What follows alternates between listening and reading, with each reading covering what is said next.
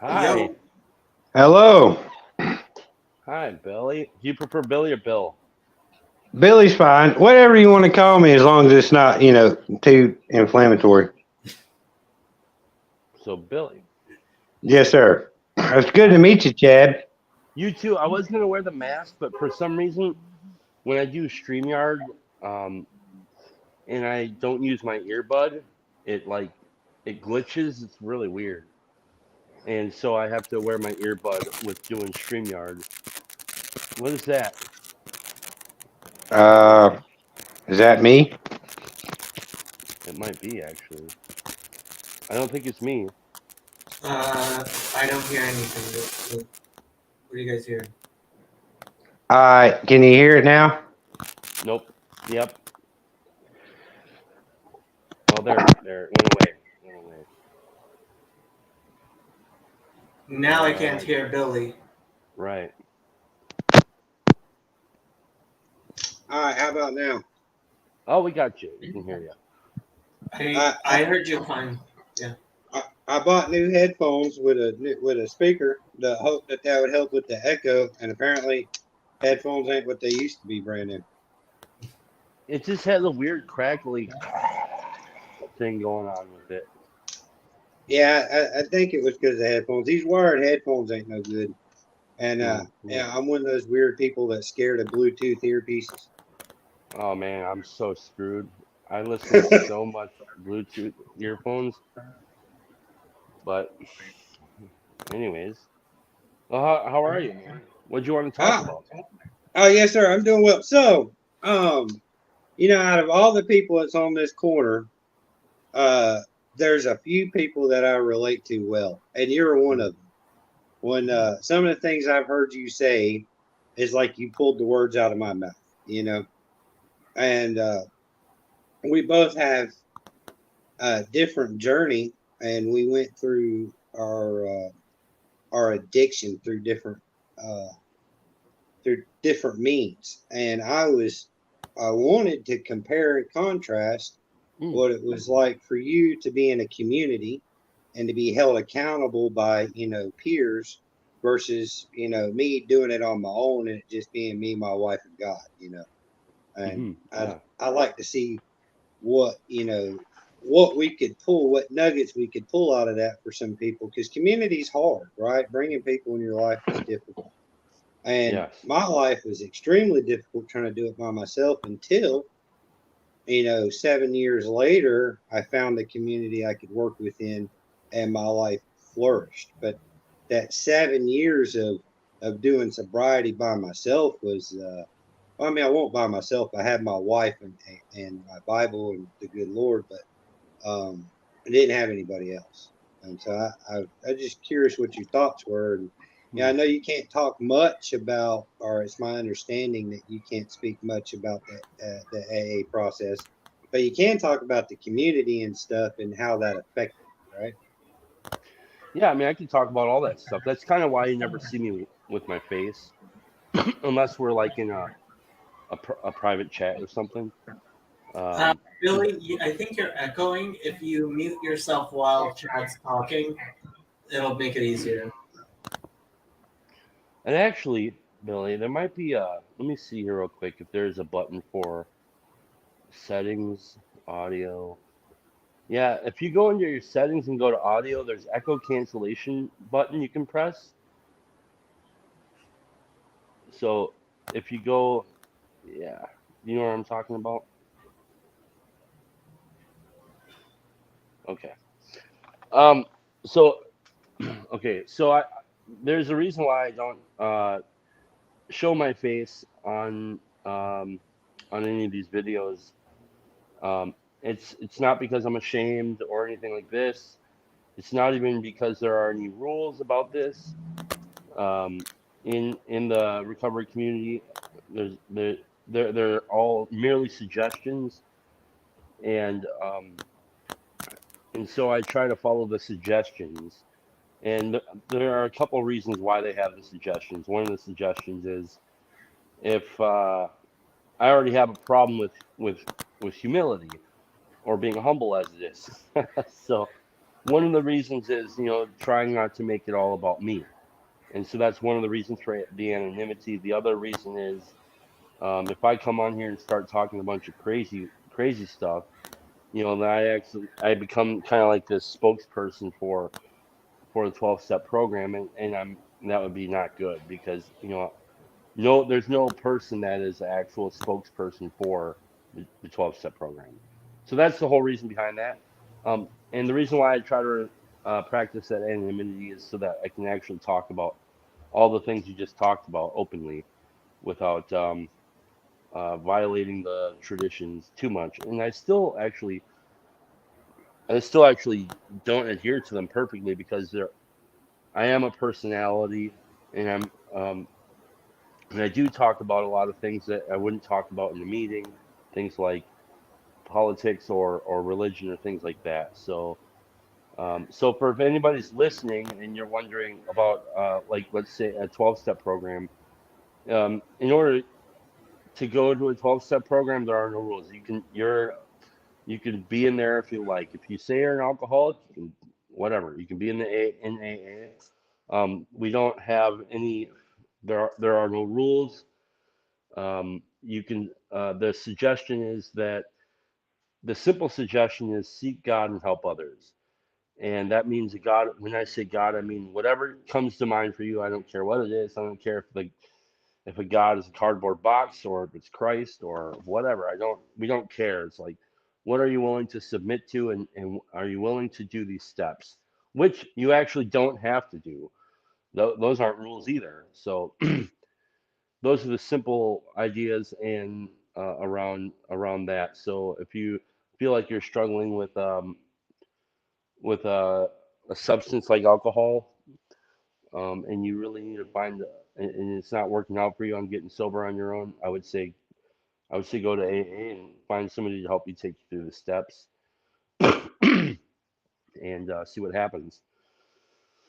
Um, and if you're not alcoholic and you have an addiction to whatever, I don't know, pills or whatever it is, I would say go to those other 12-step programs because identification is a huge part of the puzzle. I need to know that the guy I'm getting direction from has been in the same fire that I've been in. And so, because I know that he's out of the fire now and I trust that he's been in that fire, I will follow the suggestions that he offers to me. Um, and so there's that. You did mention something interesting. You mentioned accountability, and I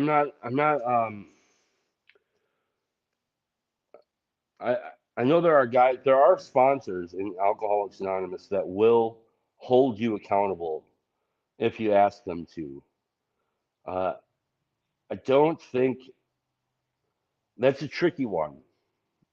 I wouldn't. Hmm. Let's see. What's the way of doing it? Here's how accountability worked out for me once. So I was on my ninth step, which means I was out there making amends, or I was supposed to be making amends with people. And um, by the suggestion of my sponsor, I'm out there trying to pay some people that I owe. And one day I go to him and I say, I'm kind of thinking I won't be able to save this money. I'm kind of afraid I'm going to spend it. Will you do me a favor? If I give you this money, will you hold it for me until I have enough money that I can send it off to this person? And he thought about it for a second and he said, there'd be times where I would say yes to that, but in your case, I'm going to say no because I think you're going to have to learn how to be responsible and do this kind of on your own, between you and God. And so that was a way of being held accountable, I guess.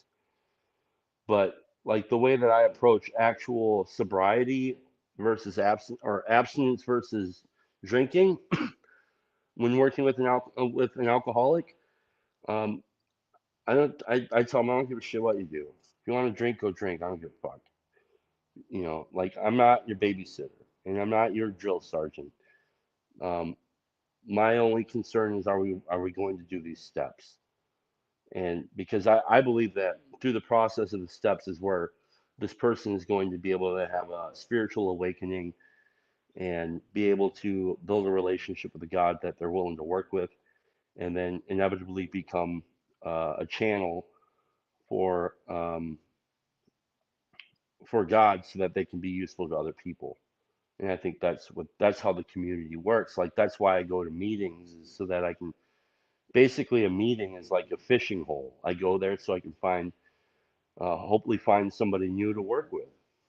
Um, and also, like it's kind of like a pep rally in a sense. Like I'm going there to be with other people who are presumably on the same, have the same goals that I have, which are just to not only stay sober, that's kind of secondary, but to carry the message to a new person. 'Cause I think actual sobriety is actually a byproduct of all of this stuff. I don't think it's the other way around.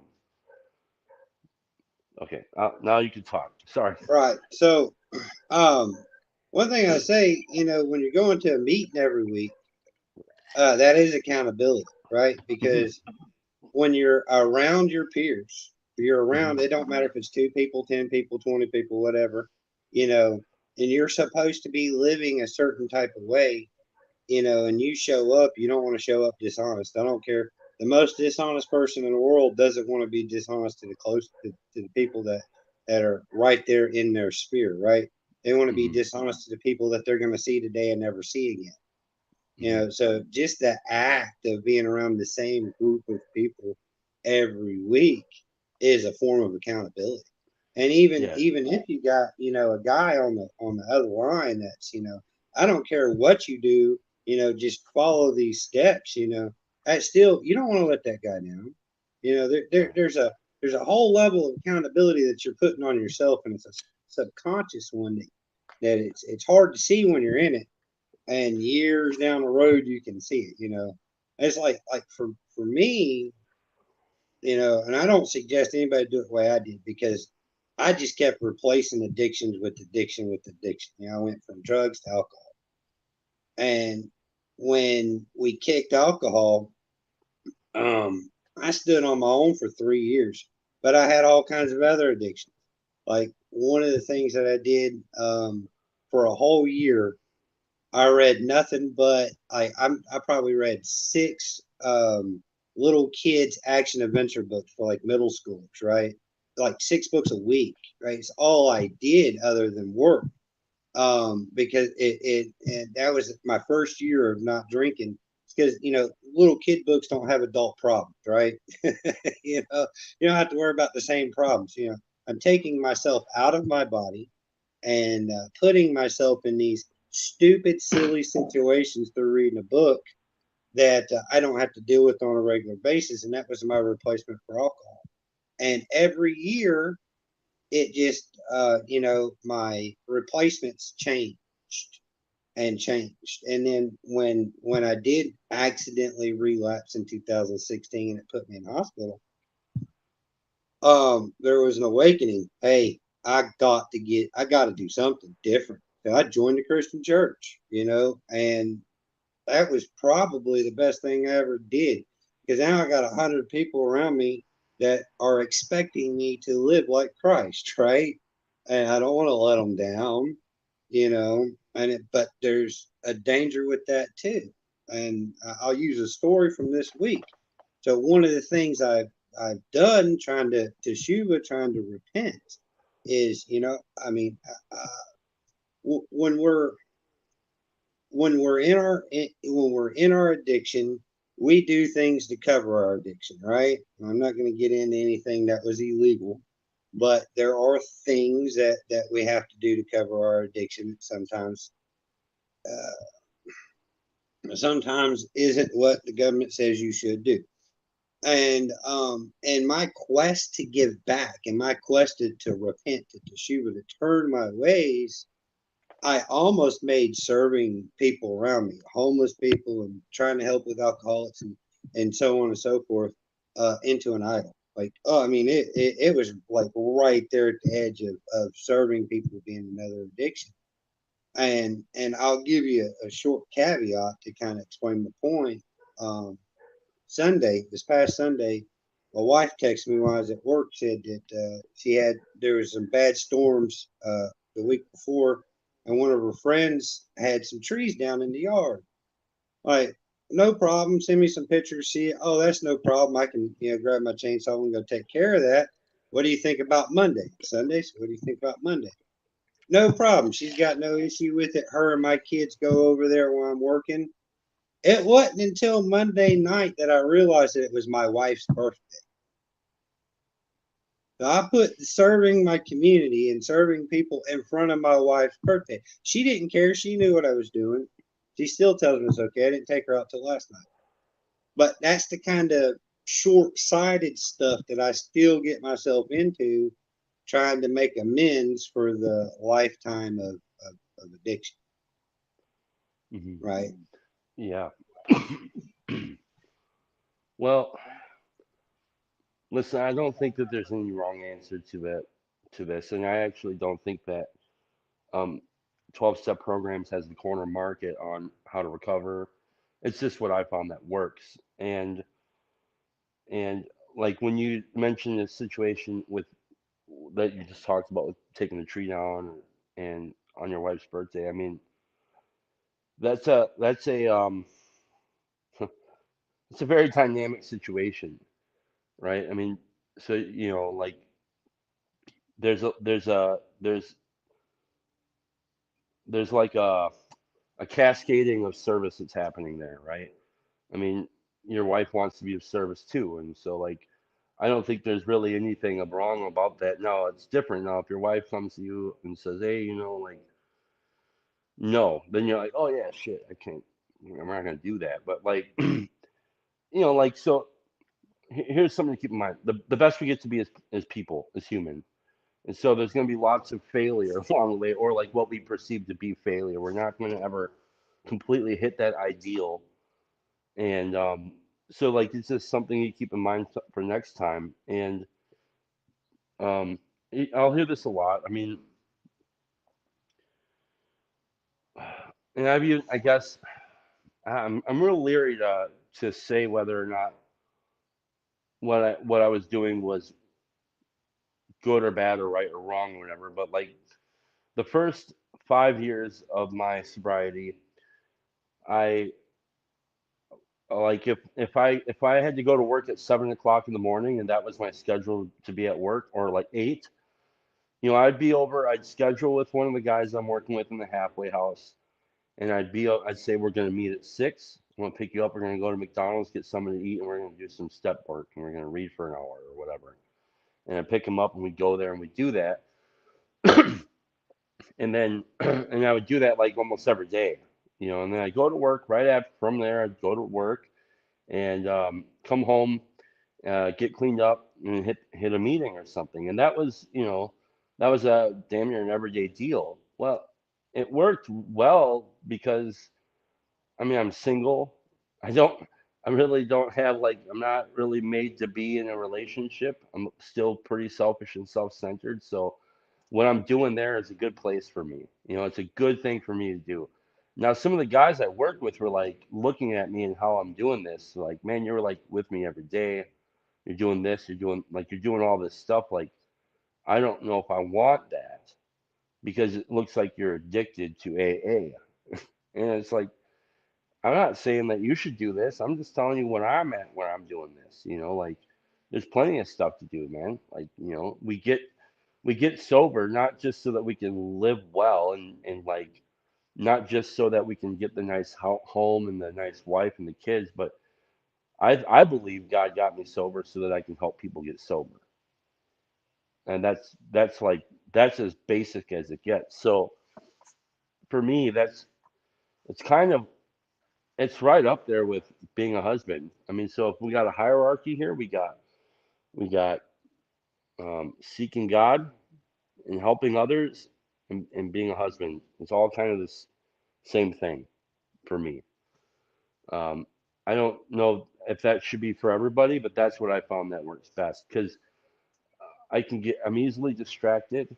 Um, I don't really want to roll the dice and gamble with whether or not. How do I put this? The other day, And okay, let me slow down here. The last couple of years, the level of activity that in service to alcoholics that I would normally have had has went from like here to here.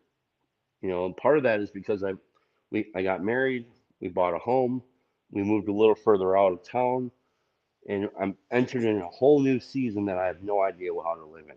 Right? I don't know what it's like to be a husband or a homeowner, and so I'm not going to say it's right or wrong. It's just I've spent less time with alcoholics than I normally have. Plus, I started doing this online stuff, which started making even more of a division between me and alcoholics. Now I can feel this. I can like I can feel me slipping away from what I perceive to be my primary purpose. And and um it's just been my experience with it. It's been different in trying to adjust to all of this. Um so yeah, is it would it have been more proper for me early on in those years to not spend as much time with other alcoholics? Maybe. I don't know, but there was nothing that was lighting me up like working with other alcoholics either. So was it an addiction? I don't know, because I'll hear people say that, people who aren't in recovery will say things like, "Oh, you're switching one addiction for another because you're joining AA and that's now a new addiction." It's like, uh, you don't really know what you're talking about. That's what it might look like, but that's not what it is. Because I believe an addiction is something that will harm you, and I've never been harmed in service to other alcoholics. So, Right. Well, um, sometimes I kind of go to. I have made decisions while trying to serve other people. Um, that has harmed me, but it was like a financial thing or a spiritual thing, right? hmm Put too much faith in one person that they're actually going to do what they said, and then they don't. It lets you down. But I have definitely found that the service aspect of things like helps me immensely. Now, the way I serve changed when I become a kid, or when I become a father. I'm sorry, when I become a father, um, uh, my service changed quite a bit. hmm Uh, but just being a foster parent is, I mean, that's a 24/7 day. I mean, that's service every second of the day. Yeah, You man. know, so uh, it's what I've really been trying to toy with the last couple of years is one thing I see is community is like nobody has community anymore. Very few people have friends, and you know, and I didn't realize it until I got into a community of how much a community actually helps. Right? They don't even have to, you know, say anything. The fact that you got a phone number to somebody that you know is living similar to you, right, is comforting, right? Show up at church on Sunday or whatever it might be, and there's 10, 12, 20 other people that's seeking after a similar goal to what you are. It's very comforting, hmm and it's sad to see when we see a lot of young, brilliant people going at things on their own. Um, and there's this statistic out there that if you got one good guy doing a job, and you got another good guy doing the same job on the other side of town, they get normal 8 hour work done, both of them. But when you put them together, you would think they'd get 16 hours of work done, but they get 30 and 35 or 40 done in that one 8 hour day. And that's because when you put two, three, four people together, you don't one times your work, you five times your work, you five times everything you're doing. hmm And it just almost seems like we're meant to be in some type of community, like we're hardwired for. if that makes sense. Did I just glitch out, bro? Yep. Just for a second, yeah. Weird. Well, I think that's why, like in the 12-step process, I think it's impossible to do it by yourself. I mean, you could try. It doesn't. It actually is impossible to do it by yourself. Because you can't make amends to yourself. You have to make amends with other people. You can't do your own confession with yourself. You should do it with other people. Like you can't seek. You're not God, so you can't seek God within yourself, and so there's all those different kinds of things, and um, you can't hold yourself accountable to yourself. Not at least not very successfully. Um, so yeah, I totally agree with this. I mean, uh, this is why I always um, I would never suggest anybody go through this at least the 12 steps alone. Like I think it's fascinating what you're doing because um, you're one of the rare guys that I've heard of that can do this, where they are able to find a spiritual awakening and a path of service and an earnestness to seek God and to remain humble and make that a, like the biggest piece of business in your life. Right, and that's why it works. That's why you're able to do it. Um, like it's a little more, I think, a struggle, or may have felt like a struggle in the beginning there for you because you had to basically write your own book to do it, and that's what I think AA has the upper hand is like, well, we have a thing, like we already have it set up for you, man. You just gotta like basically it's a turnkey operation, and but we are most alcoholics and addicts are selfish and self-centered. We don't want to be.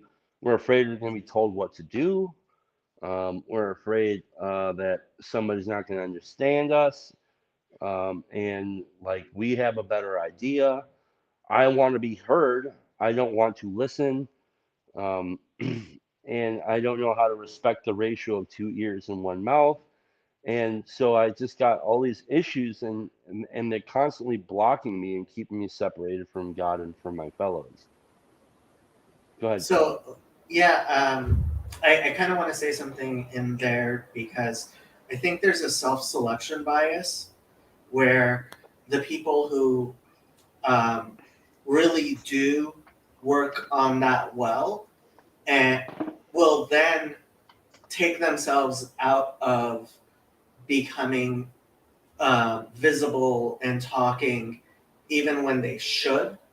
And that's actually one of the things that I personally have thought is what I need to do, which is encourage people who I think need to be talking more to talk more.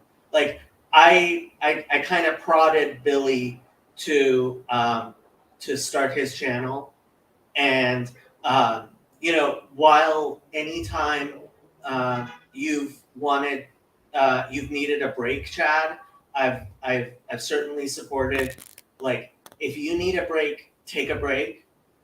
At the same time, I've always encouraged you to in your channel because I think that's something that the audience has to do, which is we have to find those people. And I'm talking to the people who are watching this, right? You have to actually seek out those people who are being quiet because they have those doubts in their mind. Like, one thing I've found, everybody either has imposter syndrome or Dunning-Kruger. Either they have Dunning-Kruger, which is they have too much confidence and more confidence than they should, or they have imposter syndrome, which is they have less confidence than they should, which makes sense because having the perfect amount of confidence is the hardest thing in the world you're gonna fall off that edge one way or the other. And what you need is other people in your community to help you be like, no, you know what?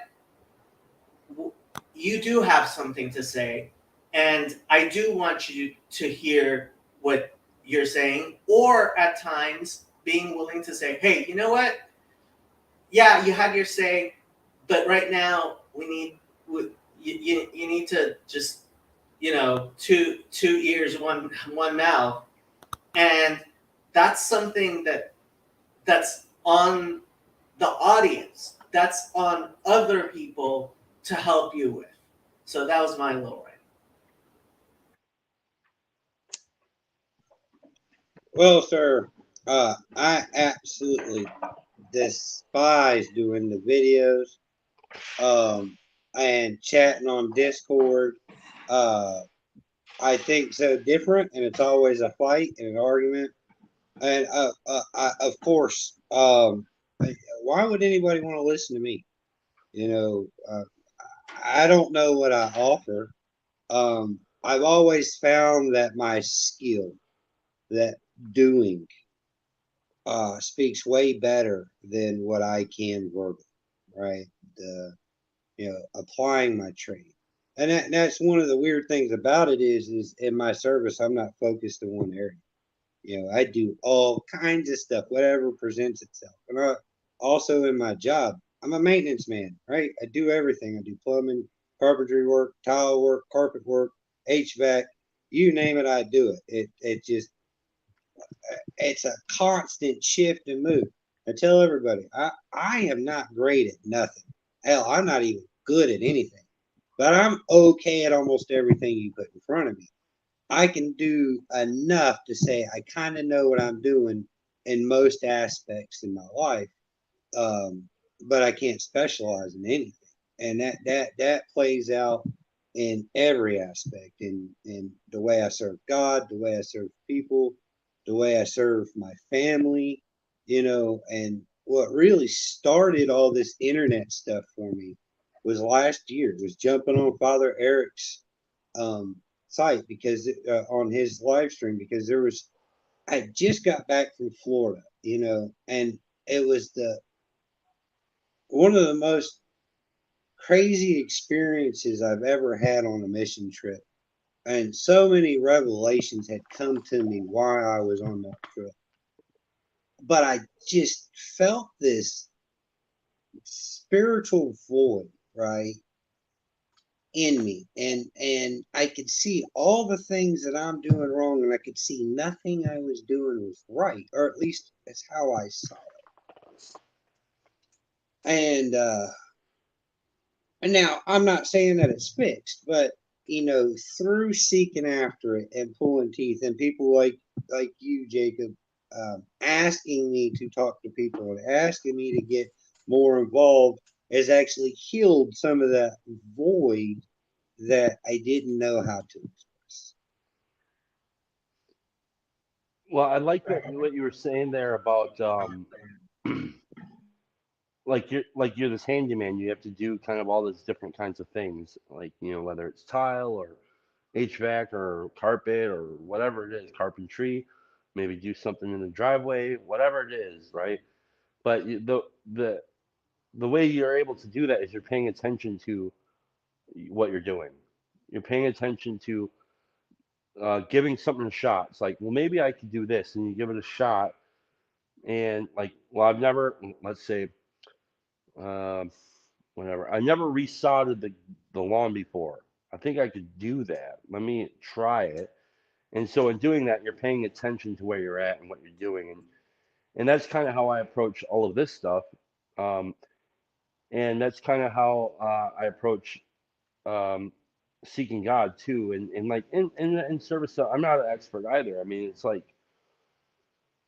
um, there's a couple things I know about me, like I have to try to pay attention to, and this is what I mean about paying attention to, whether it's in the work field or whatever it is, um, or maybe it's just my relationships with others, or just paying attention to it, to where I'm at. So things I know about myself that are true. I'm a malcontent. First of all, like you give me you. I know that if I get the shiny thing, the shine will wear off quickly. I'm just built that way. So I have to pay attention to that. I like attention, um, but I don't like praise. But I love it. It's like really weird. I got these things I have to pay attention to.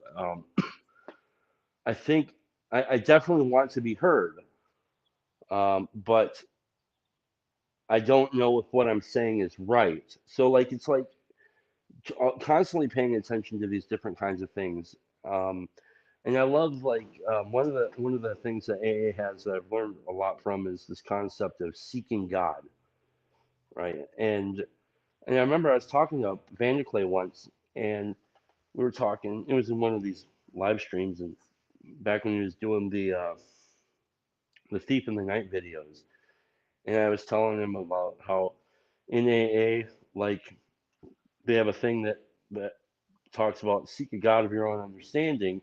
And I told him I was really perfectly fine with God not having a name for a long time. It made sense to me.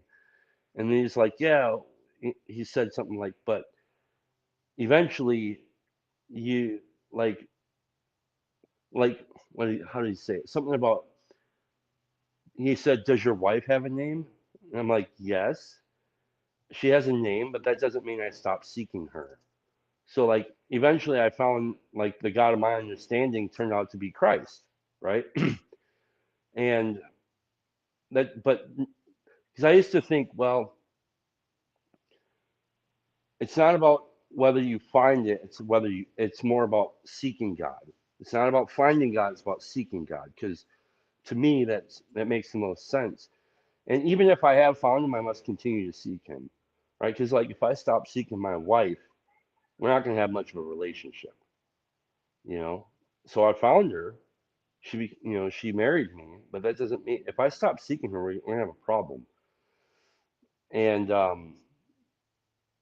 so so I don't even know why I brought this up.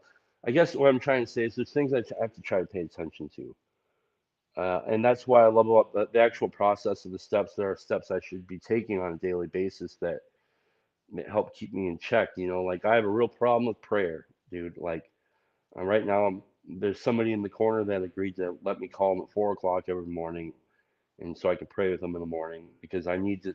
I'm trying to hold myself accountable. Like nobody in my town will do it. So this guy over here, he's like, yeah, sure, call me. So I'm doing that and kind of sharing with him where I'm at on different things. So I need to practice a level of transparency with some people, not everybody. And when I come up against these things that Jacob was talking about, where he was saying like maybe like when I've mentioned that I think I should take a break, like that's just me paying attention to. I'm getting too much attention. I'm spending too much attention on this thing here. I just need to turn away for a minute and get reoriented. And so now like I have things in my life that I didn't have before. Like I'm a member of a church now, and I'm actually like they have me in committees, and they have me doing stuff. Like last night we were watching The Chosen and like being a part of that thing, and they have me kind of running that thing. And I'm like, this is weird, dude. I'm like, and all these people are like 80 years old. Why do you have me running the damn Chosen meeting? Like that's just bizarre. So I have to pay attention to that. And what am I saying while I'm there? And I don't want to start changing things in this church because that ain't my role. I'm a newbie, and I don't know. I'm just kind of like riffing off the top of my head. So. Well, how do you think adding so because I ended up accidentally following a lot of 12-step rules and didn't know it. But Hmm. a God of my own understanding. Hmm. That's something I did for hell. I still do that. It's still what I'm following, and I that's would one of say the that reasons. everybody does that. I would say everybody does that, whether they want to admit that or not. Well, that's one of the reasons why I push back against Christians so hard because this whole although I'm a Christian, I go to church. Everything I do is with mission groups. Everything I do is with Christians. But that whole you have to do it this way or you're dead wrong. I can't go with that because if I tried to attack it that way when I was drunk, when I was stoned, I wouldn't be alive right now. You know, and um, and so, but the real question is how is this playing, how is going to church and being involved with people that have a more solid set of ideas about God, how is that playing into with your understanding, like what Mm. adjustments are you having to make to where it's like you're not really losing yourself too much but you're being understanding of people, not trying to be rude to them, and maybe you see some points that they have that you didn't have before. How are you judging, like navigating Um, it's a really good question. Well, first of all, there's a lot to lose that I should be losing. I know that about me. I'm very wrong in a lot of areas. I spent a long time being very rigid in my thinking, and it hurt so much that it almost probably killed me. And I learned that I had to surrender some of those rigid ideas. So that was a good thing for me to go through.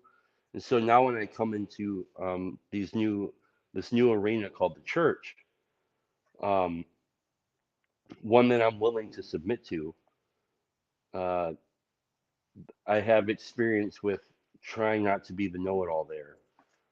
Um, okay, so I'll give you a quick rundown on my church journey. So the first church I went to, it was like I don't even know what it was. It was some non-denomination, and I did get baptized there, and but I started to notice like, oh, there's a little political.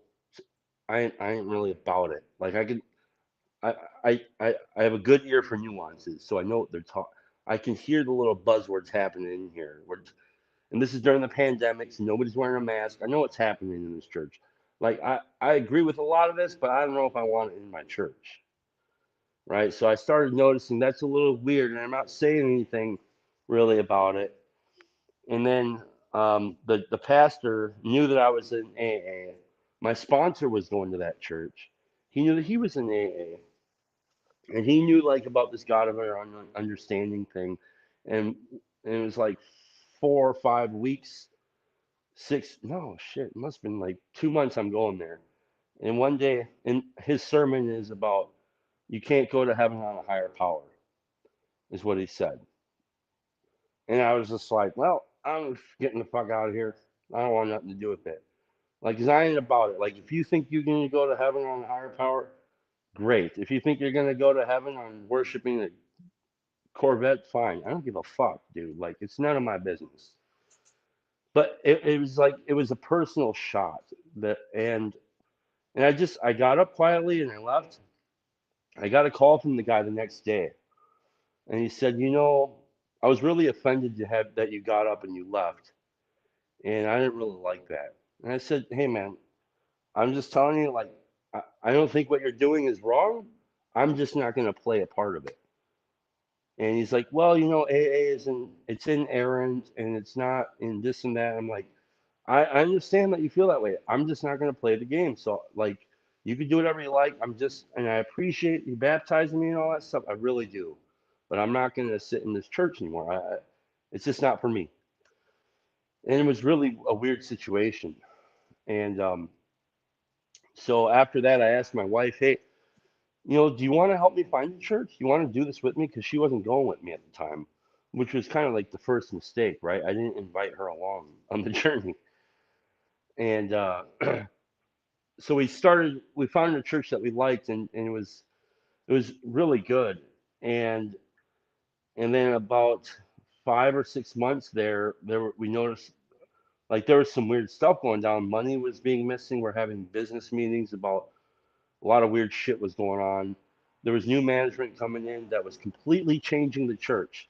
Now these people were most of them were like 70 and 80 years old, and you have new management coming in that are in their 30s, and they're starting to change everything in here. Like the pastor is now stopped wearing the vestments. like a week after we joined the church, he stopped wearing vestments. The whole thing started getting kind of weird, and we're like, uh, we think we're just gonna get out of this while we still can, because this is not cool, man. And like you know, like if you walk into a room and you get a vibe like something's really not right here, and you want to get out of there, like that's what it was like. So we got out of there. We found this other one, and we've been here for over a year now. And what I what I like about it is it's been there almost 200 years. It's they have a church, school there. There are many families there. There's like 200 people. The only downfall I see to it is that it's Lutheran, but I don't give. I like the older liturgy, so I can tell there's a tradition there that I want to be a part of. Like I like that the stability of the tradition that's happening there. Um, it's the closest thing I'm probably gonna get to as far as uh, a Catholic church, which I have a desire to be a Catholic. So, but I'm not gonna go there because we're here, and this it's 9 minutes from the house here. We're in the community. Like I can learn from these people. They are the kind of people that I hope to be, and so that's why I'm willing to kind of deal with weirdness if there is some. I haven't really noticed any. Like they're completely like they're like, hey, you want to get on the stewardship and finance committee? We'd like to vote you in on that. I'm like, I don't know anything about that. They're like, it's no, it's cool, man. You just we'd like to have you involved, and so like they put me in, they got me involved right away, and they got me involved, and so I just think let's I don't know. Sometimes it's good to not be the big shot, right, and just be another worker amongst workers, and that's how I'm able to deal with that. If I have other deep spiritual matters, I still have my sponsor. Like he's the guy who I go to most of my spiritual matters with. And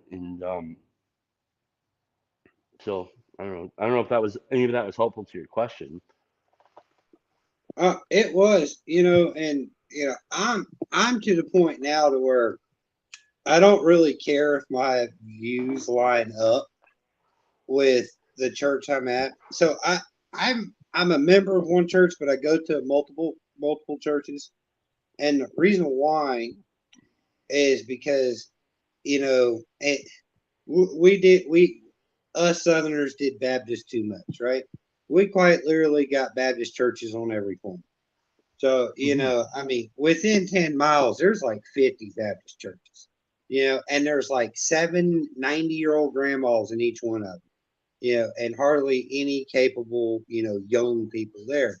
And so I kind of like, I'm a transient. I kind of bounce from church to church and see what they need help with. If the old church van is like just been sitting there for 10 years and needs to be fixed and sold so they can pay their property taxes this year, Hmm. they'll never use that van again. It's just rotting away. I found myself in that position, but when I was part of a bigger church, I kind of got roped into the same thing you're talking about. Part of this committee, that committee. It helped me learning how to work with people that I strongly agree with and strongly disagree with at the same time. Really helped me grow as a person. Because it's like it made me learn about human capital, and I know that sounds bad, and it sounds really horrible. Let me see if I can expand on this. So it's like, all right, I disagree with the way this one sentence is in the Bible, the way you said it on the pulpit. Well, if I say something about it and I make a big stink, you know, I just lost a little credibility with you. Hmm. I just lost a little influence in here. Well, 3 weeks from now, when we happen to see somebody on the side of the road broke down, and I only got half the money to help pay for a new tire for him, that guy that I could have insulted that I didn't because I disagree with him, I can call him and he's got $40 to help me out, help this person. So, Hmm. and through experiences like that, I started to learn how to just work with people with where they're at. One of the things that will drive me out of a church or any situation real quick though is when people start talking about salvation. Hmm. That's one thing because me personally, I don't care about salvation. If I go to Hmm. hell, I earned my place there, right? If I Yeah. don't, it's by the grace that's been there since Adam eat of the tree. So Hmm. I'm not worried about it because it's out of my hands anyway. There's nothing I Yeah, can that's why I do like the whole. Go ahead. Sorry. oh, no, go ahead. Go ahead.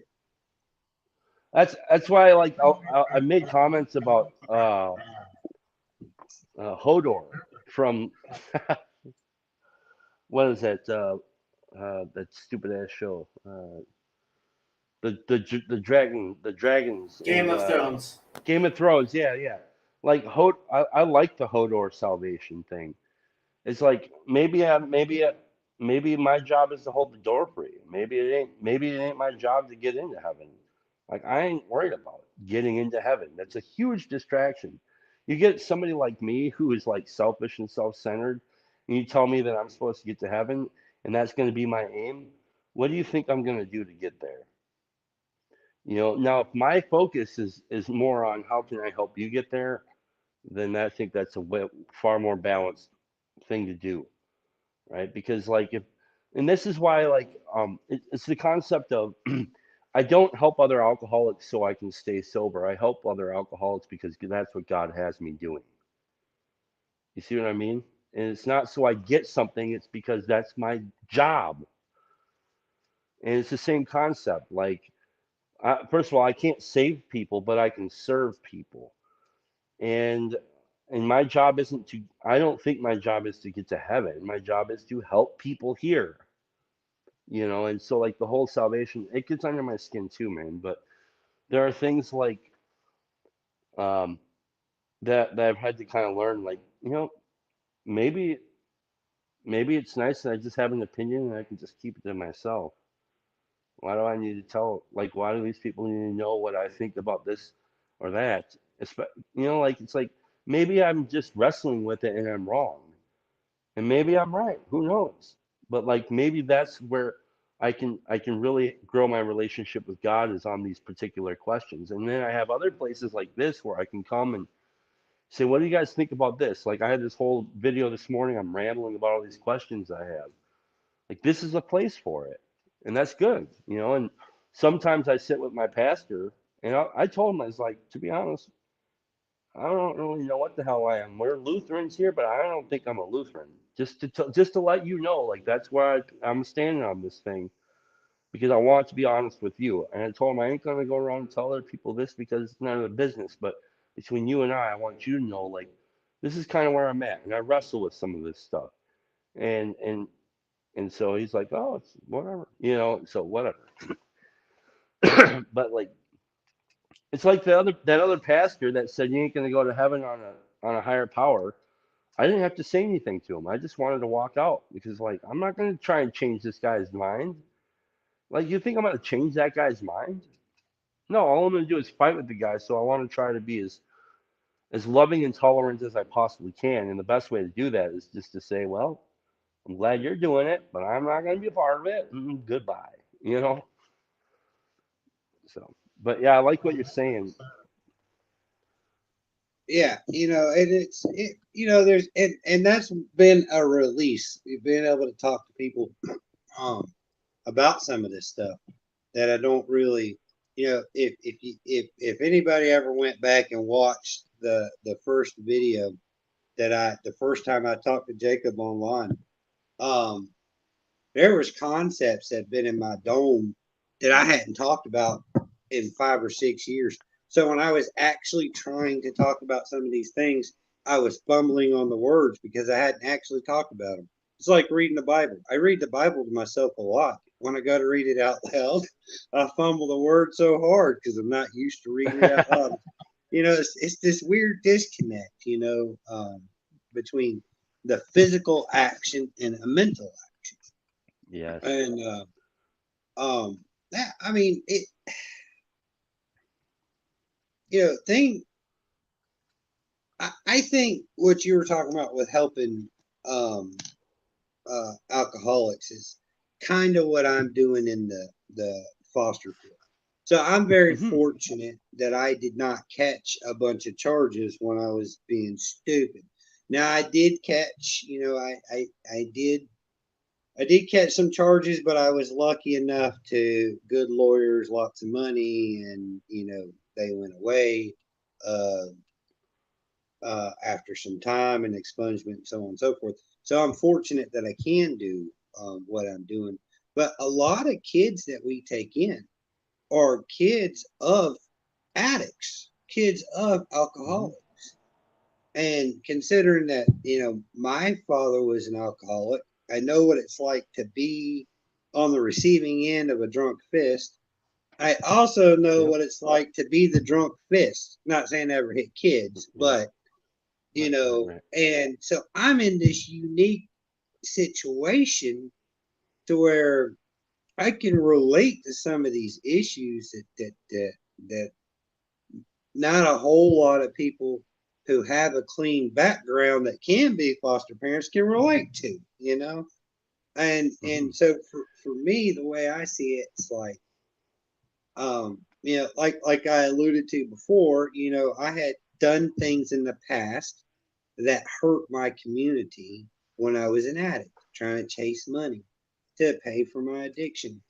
And it's absolutely humbling to know that now I can give back to the same community and I can keep these, some addicts' children safe and fed and loved and share things with them, information and knowledge and God and a lot of other things, you know, to in the process of helping these children, I'm uh, slowly repairing the damage that I did.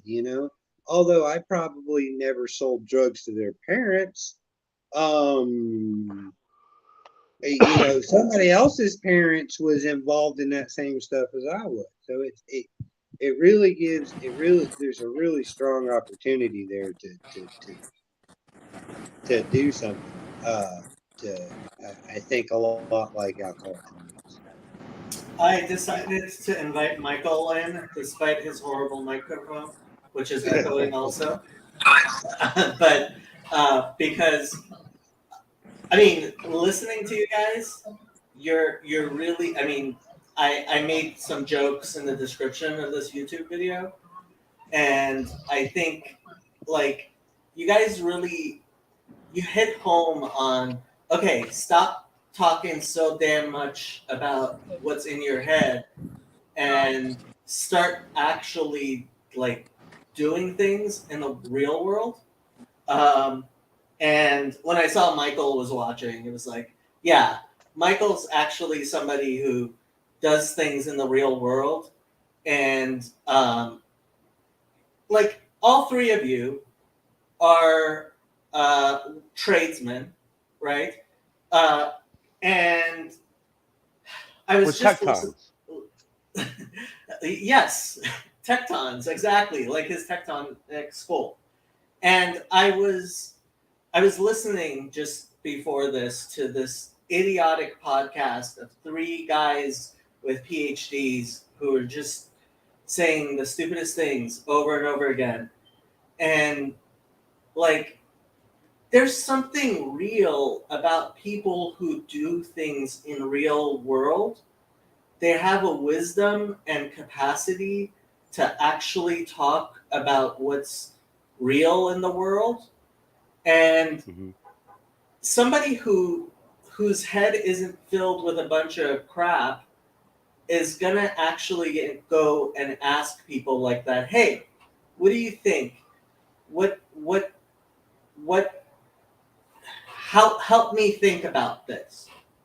And whereas a lot of people who have like at best I could call them mind viruses in their mind, and they might be very convincing people, really eloquent, and be able to make a lot of good arguments. And they walk around and they're like trying to stick their ideas into other people's heads, and they Well, I don't think have there's the a reason humility. why. Yeah. I think there's a reason why somebody like me has become more drawn to a guy like Paul Vanderklay than anybody else, even more than Peterson, because he's actually still in the trenches. Like he's still in the trenches, and it's not just his job. You know what I'm saying? He ain't just looking to get his paycheck. Like he's actually helping the homeless.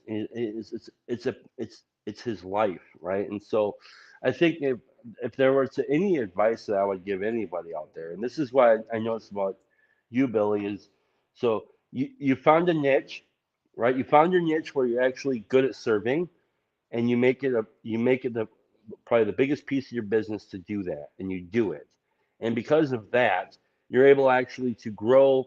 uh, it's helping you grow as a person in general, one that could probably have several conversations with many different people, and you're not concerned about whether your intellect is right or whether you're saying the right words or not. You're more interested in let's get some hands-on shit going here. And that's only because you're in the trenches actually doing things. And I think so.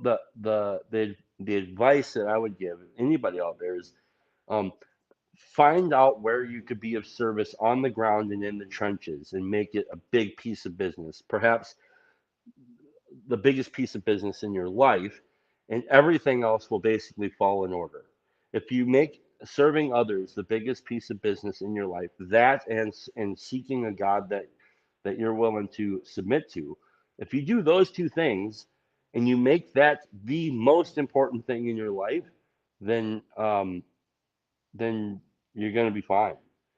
Anything can come and hit you, right? Because like I still deal with bullshit, right? I deal with depression. I deal with all sorts of stuff that goes on up here that has me trying to constantly separate me from God, but because I'm secure in where God has me today. And I'm not worried about doctrine, like I'm fucking up all over the place, dude. Like I'm not worried about any of that stuff because I was thinking about this. So like is a theoretical physicist somebody who knows physics, but they have theories about how it works? Is that what that is? Because if that's true, I would say I'm a theoretical spiritualist or something like this. Like, I'm okay with wrestling with stupid ideas because I know that they're probably wrong, but I know that I have enough faith that God will deliver some bit of uh, beauty, truth, and goodness, because I'm willing to wrestle with it. And this is why I love what Jacob or what Jess and Sherry and those guys were doing, and Ted, they're always constantly talking about Job. And the one thing that really hit me right in the face was when Jess said that Job wasn't willing to lie, not even on God's behalf. He was willing to be right where he was and tell it to right to God's face and to these other people. And I think if you're not willing to do that, um, you're gonna find yourself in a tough position. Because I think God is big is quite mighty enough to be able to handle my petty little squabbles in my mind about things. I don't know if that was helpful, but hi, Mike.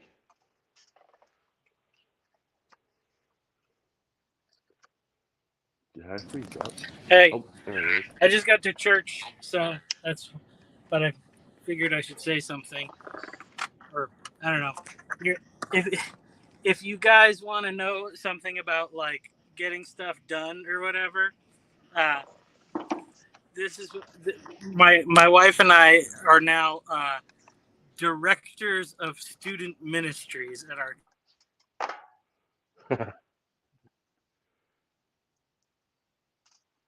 That's a great place to freeze.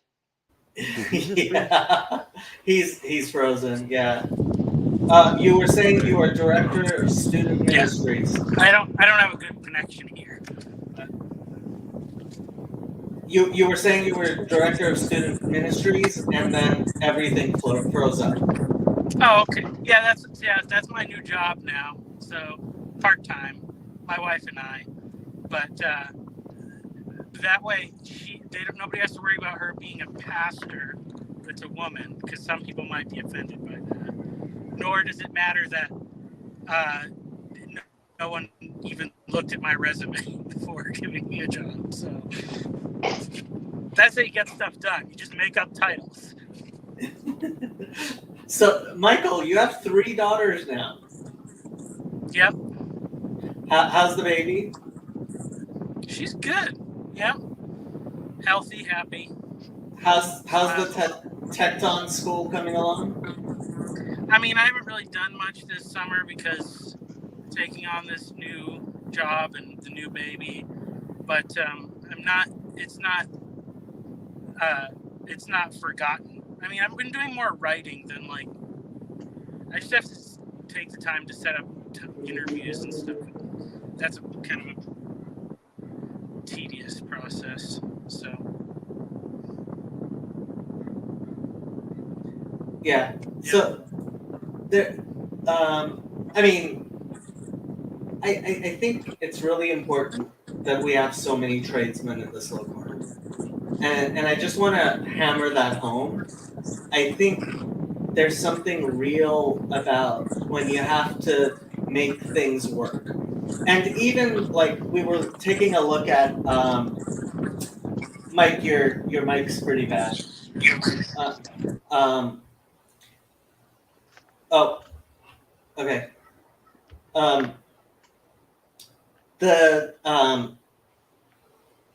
even the people who are like professionals in this corner, a lot of them are engineers. They're not like physicists or philosophers or whatever. They're engineers because they have to make things work. And I think people who have to make things work are the ones who are tired of a lot of the bullshit in our society, where people are just talking about things and they're not making anything work, right? Um, Well, the only way that they know how to make things work is because they know how to make things fail, and they're pretty well acquainted with failure. And that's why I say always just just like uh jump in the game and start playing. You think I knew what it was like to be somebody on YouTube? I don't. I still don't. Like you just get in there and you just start playing. Like if people are waiting around to do something or waiting for something in the culture to change or something in your community, you're going to be waiting forever. And you don't have to want to do something to do it. You don't have to like something to do it. You don't have to do it well to do it. You just have to be willing to do it. And if you have the things like service to others and seeking God at the top of your hierarchy, then you're willing to fail forward a little bit, and you're willing to actually be knocked down a little bit by somebody when they say, that was kind of stupid. You don't really want to do that. That's kind of dumb. You're like, oh shit, yeah. Well, I want to get better at stuff, So. Well, I actually had to make a correction. I said I was okay at everything, but I'm an expert at failure. I Hey, appreciate you pointing that out. I heard somebody say that weakness is a human superpower, and like I'm like, well, that makes sense to me because that's the thing that's gonna draw me nearer to him because I'm just so damn dense that uh like if I don't fail and if I'm not willing to be weak, I'm not willing to actually get well or seek God because I'm God, right? Like I don't know if that was out of context, but it makes sense to me. Uh, Mm. I feel way more comfortable with being up against the wall than I do with things going easy. When Mm. things are going smooth, I'm constantly looking over my shoulder, waiting for that ball to drop or that shoe to come out of nowhere. Um, I'm much more in my element when there's 100 things going wrong and we're attacking one at a time and slowly getting through it. Then, Yeah, it's stressful. Don't get me wrong. You thrive in chaos? Huh? You thrive in chaos? I do. I do. Yeah. It is. Now, don't get me wrong. There's probably about twice a year to where I lose my ever loving mind and I cause a whole lot of chaos because of the stress from the chaos I thrive in. Um, but it's just a cycle. It's Shit, just. man. I think if my house were to burn down, I'll handle it a lot better than if I have to go stand behind somebody at the gas station for 20 minutes. Yeah, yeah. I could agree with that. I can handle the drawer face falling off my cabinet or the dishwasher not working way better than I can handle someone honking their damn horn at me at a stoplight. Just saying. So so I got a question for you, Billy. Do you think that and like obviously you don't need to disclose anything on here specifically, but just in a general way, are there things you think that are amends, direct amends that you could still make with people that you actually did harm directly that haven't been made yet? Yeah, I have actually. That was.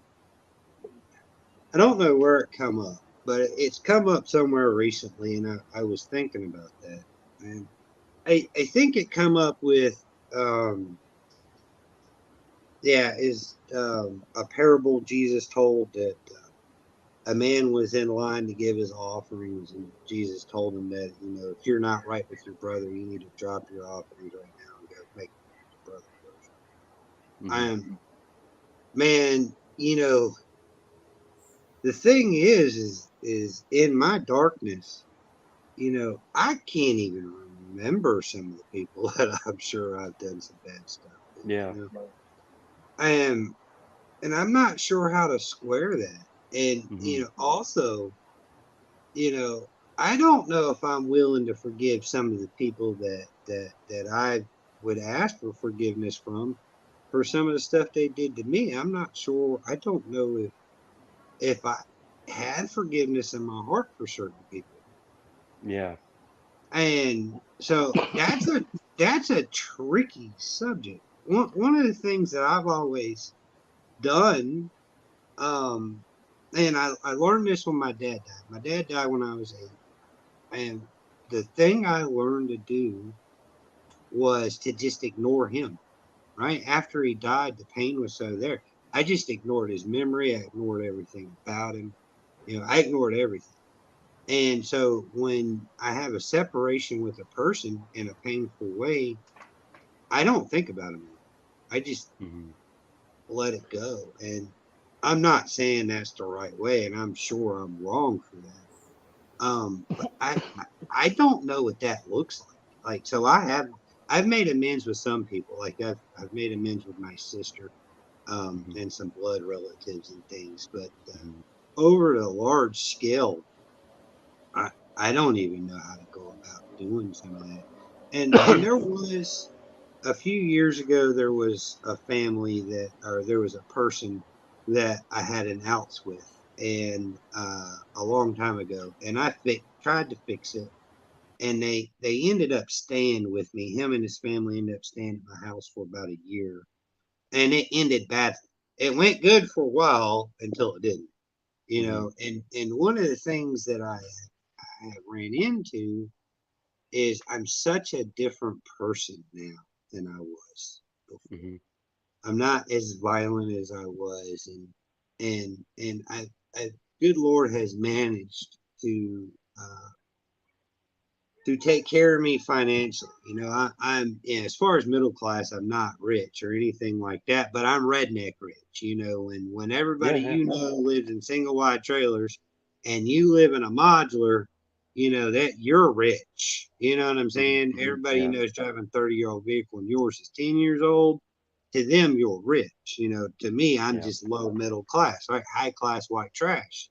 You Hmm. know, but so there's another dynamic there when I start trying to interact with some of those older people from from that they see me doing well and all of a sudden they think I'm better. I think I'm better than them or something like that. And that Yeah. adds a whole nother dynamic. to us because it's like, my life, and I'm not, from what I can tell, some of the people that I've interacted with from my past is, my life is shit and his isn't. He owes me something or whatever, right? Yeah. I don't really know how to, I, I really don't know how to do what you're talking about. I'm Well, not sure how to square it doesn't really shock me. I mean, it's so okay. A little while ago, you mentioned about kind of like like looking over your shoulder sometimes, right? Like I think you made the comment about something like that, and some of that I think in my experience is tied to uh, a, a lack the lack of forgiveness, and then the not cleaning up my side of the street, and it's inevitably what I'm going to be left with is always opportunity for a little bit of unease or and like it's funny. So he said like you think that maybe this person might be thinking that you think that you're better than them, and it's like and then it's like what else do you say something about like maybe they want something from you, and it's like well maybe they just want the amends, maybe that's it, and I wouldn't. First of all, if it's something you ever want to try to walk through personally, you and I can talk off camera, and I could show you how to do this stuff if that's something you're interested in. But the um,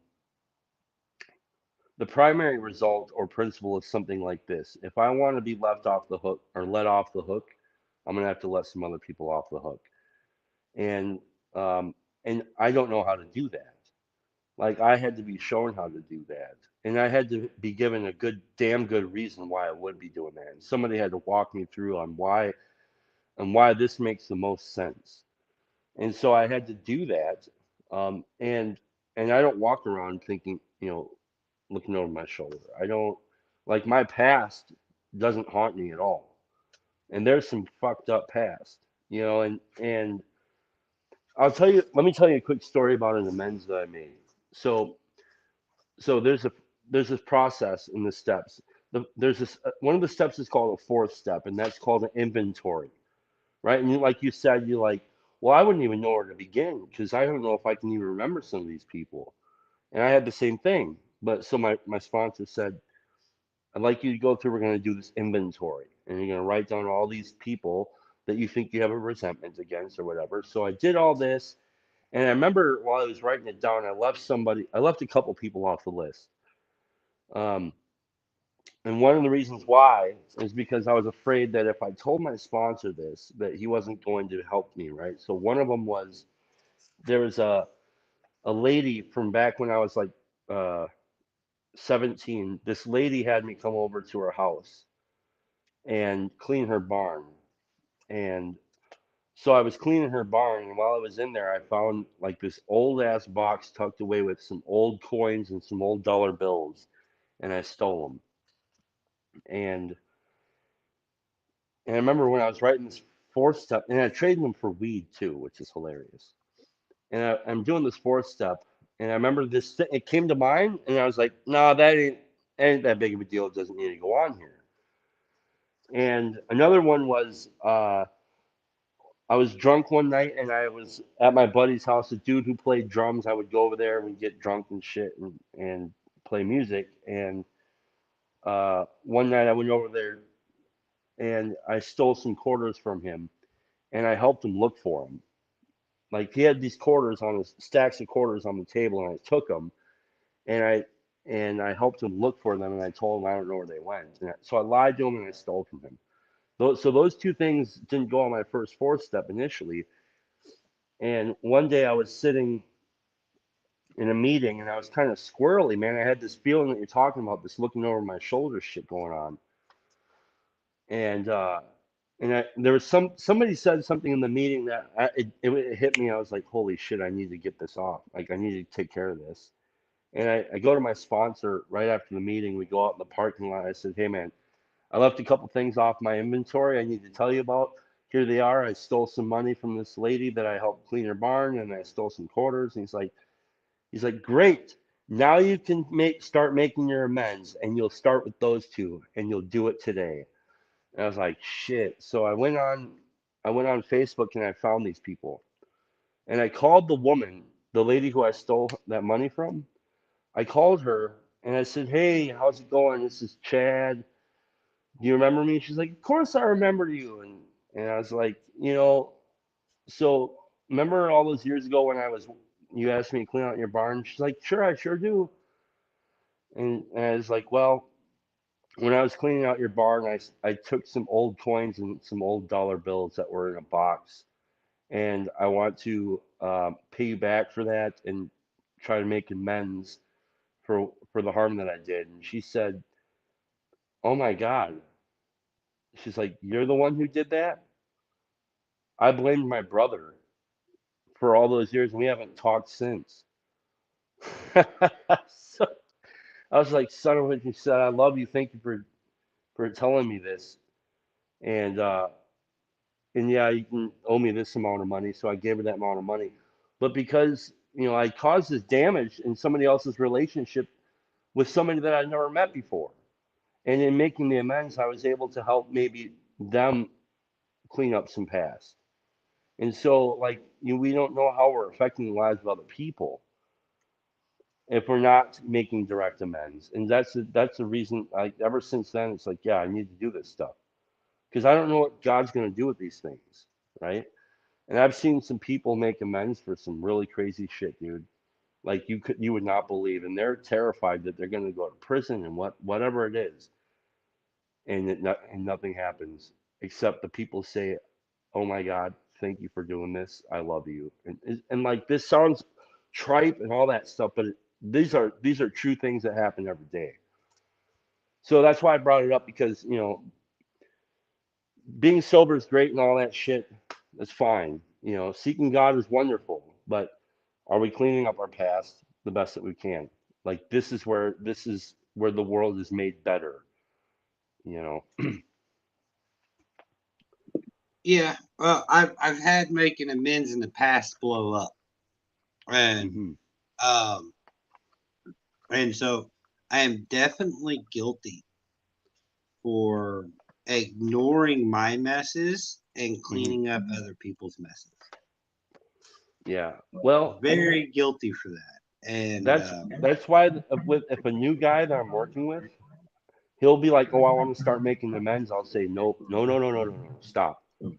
We'll do it when we get there because we're gonna go over this stuff together. I want you to see some things because you can inevitably do worse damage if you don't approach it right, and you might be making an amends that is inappropriate actually." So yeah, go ahead. well, yeah, so yeah, that might be something if you're willing that we um, try. You know, I gotta give some thought, but Hmm. um, that's something I'd be interested in talking to you about privately someday. Yeah, I'd be Maybe more not than right happy now, to. but Yeah, and whatever, man, on whatever timeline, if you ever want to or if you don't want to, whatever, I'm happy to. There's several people that I call and talk with on in this little corner that I actually have conversations with, and that's another reason why I love doing this because I've made real relationships with people here, ones that I value. Um, they're very valuable relationships to me. And so, yeah, I'd be more than happy to do that. That's why I was throwing it out there for you because I think it's good to know that somebody's in your corner if you're willing to have them be. yeah. Well, and some of that stuff might explain some of the difficulties I have in certain aspects. And but I mean, there's always difficulties. There's always new hills to climb. And Hmm. but I, yeah, hey, you just helped me point out something that I didn't know about. I really do appreciate I'm happy you brought me on. that. Yeah. Oh man, the few times I've heard you talk, and it's like every time you talk, it's like, man, I think that's somebody I can really have a true conversation with that we can get somewhere with. not about damn dumbass ideas or what this verse or that verse is. And that's important for some people, right? But you know, when you've been in the shit and you continue to re-put yourself in the shit to do the Lord's work or to make amends or to give back to the community, it's just different than thinking and talking about. Mm-hmm. You know, and when you've actually lived through doing really hard things, there's a connection there that you have with someone else you never met. I mean, me and you've never met before, but we are talking like we've known each other forever. Mm-hmm. And you know, there's something there, and that's one of the things that, you know, early on when I started getting involved on this side of the internet was trying to bring some of the higher minded people down a little bit. It doesn't work. It's a waste of time. But I tried. No. Well, people are only willing to see when they're willing to see, just like me, right? Like I'm only willing to see and hear when I'm willing when or maybe it's only when God's willing it. I don't know. Who knows? I have to disagree with you. I think both of you, part of why I encourage both of you is because both of you do cut through the shit. And even if it's not necessarily the person who's speaking, like, first of all, sometimes when Chad tells me I'm being an idiot, I have I'll even think about it, which, yeah, like that's more repentance than I generally do.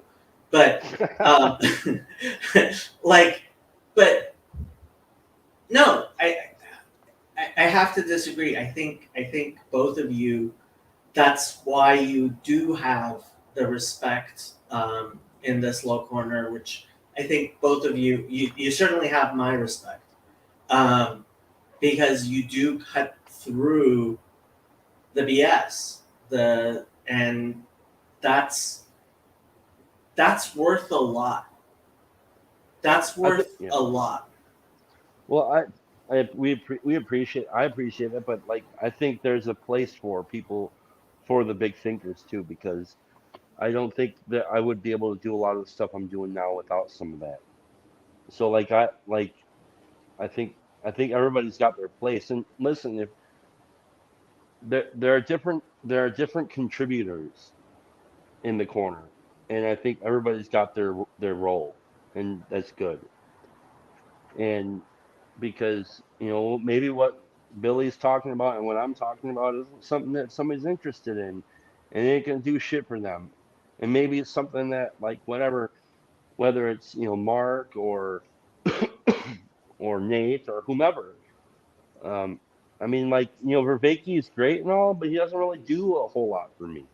But I'm really grateful he's there because he helps Vanderclay think a lot, and he sharpens Vanderclay, and I care about Vanderclay, and I care and I learn from him. So everybody's got their place, and that's like one thing I think that in today's world that we live in, we live in a Nintendo reset button society where we're so used to just pressing reset and doing whatever the hell we want. And I don't gotta talk to these fools. I'm out of here. You know what I'm saying? And like, it's good that it's good to practice uh, being a part of a community where not everybody thinks exactly alike, and not everybody, but everybody seems to be willing to be a player in the game somehow. And there are more audience than there are uh, content creators, but I think they both have their place, um, and for good reason. Well, sir, sometimes you just have to take the plans and throw them at the engineer and tell him he's an idiot. And sometimes the engineer has to tell you you're an idiot. No, do it this way because of this, and you can't understand. Roger that. So there's place for bickering, and there's also place for shut up and do it. So yeah, I agree with you. I agree with you. It you know it it's trying to figure out how to communicate on the internet. It's just a whole nother ballgame. That's I communicate so much through. I communicate more through body language, tone of voice, eyes moving, and things, and that's just from being in the streets. Way more than like when someone's typing something out. Um, for me, it's like I'm hearing a third of the conversation, right? Because I'm not hearing tone and I'm not seeing body language. Mm. And so that's kind of a struggle for me too. And I notice a lot of times when I'm typing, when I'm, physically writing on the internet, that people misunderstand my points. And it's because I'm so used to talking with my whole essence that it's so foreign to communicate through text form only. Something Yeah, I'm learning how to do. that's why I don't really do just text. Maybe in the comments sometimes, but mostly I don't do much of that. I haven't written for my Substack in a while, but I like doing that because I can work some things out in writing and I enjoy writing when I do it. So there's that, but like here, one of the more fruitful for me, I would say one of the most fruitful exercises and relationships that I've had with people on the internet has been with a guy like Mark Lefevre because he would piss me off a lot. To the point though where I can sit in a video with him and tell him that, and he could tell me the same. And we're able to practice something which is, you know, still practicing being able to come back into a room, and I can still like it, that's been very helpful for me because I get on job sites and I'm a tough guy to work with. So maybe Mark isn't the problem, you know. Maybe it's more me. I don't know, but who knows? But it's helped me to be able to when I'm on a job site pause and be like, dude, like so these are also some practicing grounds. They're not just idea grounds.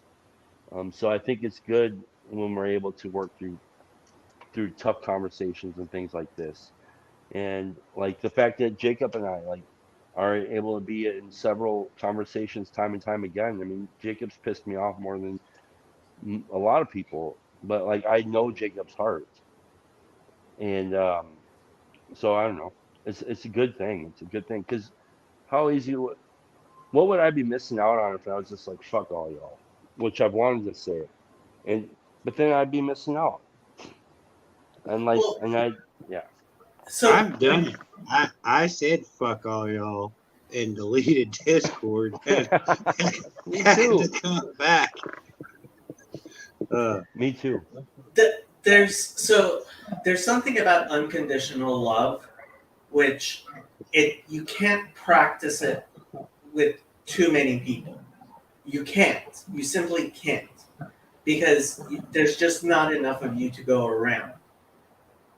But in a small community, you need to. And when you have something as large as the internet, it becomes really easy. Like, there have been people on the internet that I've gotten to know well enough to meet in real life who won't talk to me anymore, or I won't talk to them. Right? And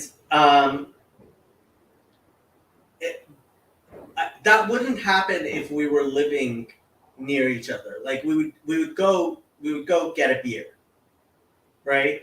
Hmm. I'm actually thinking of somebody who was a pretty good friend of mine. This is from a long time ago, and on Facebook, he said, "You're just saying that because you're an insurance agent."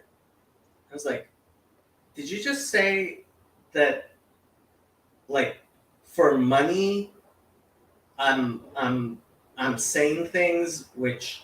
And I got so mad at him. I told him, "You apologize or I'm blocking you," and he didn't apologize, and I blocked him. Now, I don't know in real life if he would have said that to me, but it was really hurtful because I pride myself in, like, I've given up $10,000 commissions which $10,000 is a lot of money for me. Some people it might not be a lot of money for, but for me that's a lot of money. Because I wanted to do the right thing, and it really hurt when he said that, you know. And maybe if he had said that in real life, like I might have punched him. But No, you wouldn't have. probably not. But you know what? He also probably wouldn't have said it in real life. Right. Well, that's one thing. A lot of people say stuff on the interwebs that they won't say in person. But and that's just a dynamic we have to figure out. And I definitely think that we speak evil into the world too. I don't know where I get that from, but I try to be careful. It's one thing, and I guess it's good when we're putting stuff on the internet because it's there, right? It doesn't go away. When I'm just talking to my friend, I might be more willing to be crass than I am in a situation where what I said is going to be able to be found forever. I have to think a little bit more about what I'm going to say because there's a few times I want to tell someone they're a prick, but I choose not to because it's there forever, right? Is the alien going to find it in 1,000 years on Discord somewhere? I hope So so. yeah. Because So then I they mean, get the whole truth. You know what I'm saying? yeah. For me, there's a little bit more accountability being online because of my concern of it being there forever. Um, but some people have no concern with that at all. So they have an anonymity there that I do not. Hmm. Looks like Andrew's upset with us in the chat. Andrew Eh, T. yeah. Andrew Andrew is always mad at me. That little feller. I'm telling you, some of the stuff he said to me, if he said it in person, I would have broke his damn nose. Uh, he doesn't.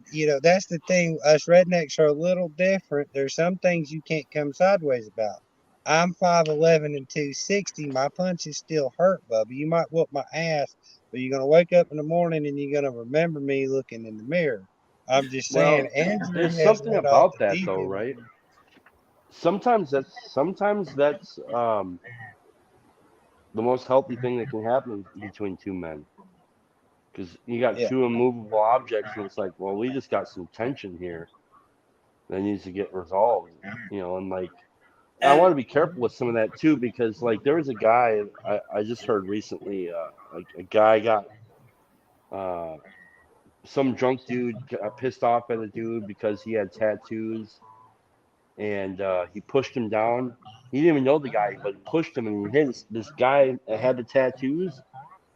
They got pushed for no reason. He hit his head and landed in the hospital for like 3 weeks. And then he got out of the hospital after he recovered. And a couple weeks after that, he died from Mm, brain bleed. And he died with like 3 kids and a wife. mm. So like that's where like it gets tricky. You don't want to be just going around, but like Nah, that's a crazy but situation. like Jacob was saying, most people just don't come off. In the society we live in, most people are not that confrontational, and Right. in face to face because there is a threat. There's when you're face to face, there's a threat.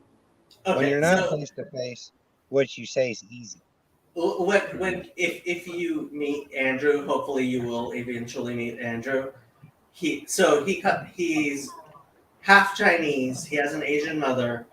He's the most polite and respectful guy in the world in real life. And he's A like little six bit. foot five. He is 6'2" or something. Yeah, Yeah. but he's thin as a rail, and it's just it's funny. Like he's only 20 years old, and he's learned from internet stuff to just shit post, and to He's a good talk the shit. Twitter talk. Well, I don't have no problem with him now. I reached out to him privately and we squared it away. But at the time, it wouldn't have been good for him standing in front of me. But Andrew's a good guy. Don't get me wrong there. Um, but what did we piss him off about? What did he say? I can't look at the chat and talk on my He's phone. probably just upset with some obsession with the internet or something. Yeah, whatever. Yeah, don't pay Andrew too much mind. I don't. I still have to read the book he gave me. He gave me a book in Chino, which I still haven't read, only because I have so many damn books I need to read. Me too. Yeah. I am trying to read Rashi right now, and I've got all the way through Genesis. And, Wow. That's a mind blow. So. Yeah, Rashi's. So for anybody who doesn't know, Rashi is considered the primary commentary on the Bible and the Talmud, actually, in Judaism, and he wrote his commentary about 1,000 years ago, and some of the things he says, like, there's you're shocked that somebody said them 1,000 years ago, and it's I mean, Rashi is the ABCs of Judaism, and supposedly, like, when a 5-year-old starts learning Bible, they're supposed to learn it with Rashi. At the same time, I think a lot of people go through it when they're too young, and they don't truly understand it, and they can't grasp the depth of it. And Is it then on Audible? Rashi, no, there's no way for Rashi, because it's so the way he does commentary, and it's very grammatical. So part of the problem, even people who are trying to read Rashi in English, part of the problem they have of understanding him is he's making points about the Hebrew grammar, and if you don't know Hebrew grammar, like a third of the things he says will just go right past you. Yeah. And because he's explaining, why is this weird? Like, why is this worded weird? And when you're reading the Bible in Hebrew, you're like, I don't understand what's going on. You go look at Rashi and he explains it to you, which is like, oh, great, now I understand what's going on. But when you're reading in English and he's making a point in the Hebrew, it's really, really difficult. And then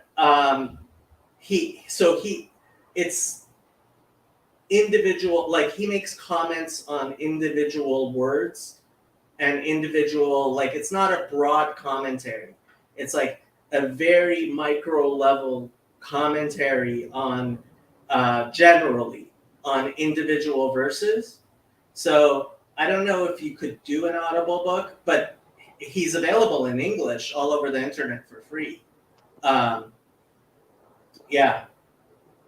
Well, in the copy I have is it's written. His is written in the margins. So you got the chapter and verses, and then underneath is Rashi. So I'm read the chapter and verses first, and then I go through it. And I've contemplated. I have another stone Torah with a